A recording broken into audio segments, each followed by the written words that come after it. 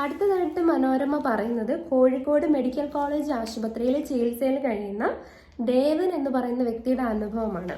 കാട്ടാന എടുത്തെറിഞ്ഞ് 6 വാരിയല്ലുകൾ പൊട്ടിയ നിലമ്പൂരിനടുത്ത് ചാലിയാർ കോണമുണ്ട നറുക്കിൽ ദേവൻ ഒരാഴ്ചയായി കോഴിക്കോട് മെഡിക്കൽ കോളേജ് ആശുപത്രിയിൽ ചികിത്സയിലാണ്. ഭേദമാകണമെങ്കിൽ ഇനിയും 3 മാസം എടുക്കും. കിടക്കയിൽ തന്നെയാണ് ദേവൻ. എഴുന്നേറ്റ് നടക്കാറായില്ല. ആശുപത്രിയിൽ നിത്യച്ചെലവിന് പോലും ബുദ്ധിമുട്ടുന്ന അവസ്ഥയാണ് അദ്ദേഹത്തിനും കുടുംബത്തിനും. കാടിനാൽ ചുറ്റപ്പെട്ട കൃഷിയിടത്തിൽ 13-ന് പണിക്ക് ചെന്നതായിരുന്നു അദ്ദേഹം. വൈകിട്ട് 4-ന് പണി കഴിഞ്ഞ് കുളിക്കാനും മീൻ പിടിക്കാനുമായി പുഴയിലേക്ക് പോയപ്പോഴാണ് ആനയുടെ ആക്രമണം ഉണ്ടായത്. വിവരമറിഞ്ഞ അകമ്പടം വനസ്റ്റേഷനിൽ അധികൃതരെത്തിയാണ് നിലമ്പൂർ ജില്ലാ ആശുപത്രിയിൽ എത്തിച്ചത്. അവിടെ നിന്ന് കോഴിക്കോട്ടേക്ക് വിട്ടയച്ചു. വനത്തിനകത്ത് വെച്ച് ആക്രമണം നടന്നതുകൊണ്ട് നഷ്ടപരിഹാരം കൊടുക്കാൻ പറ്റില്ലെന്നാണ് വനംവകുപ്പ് അധികൃതർ പറയുന്നത്.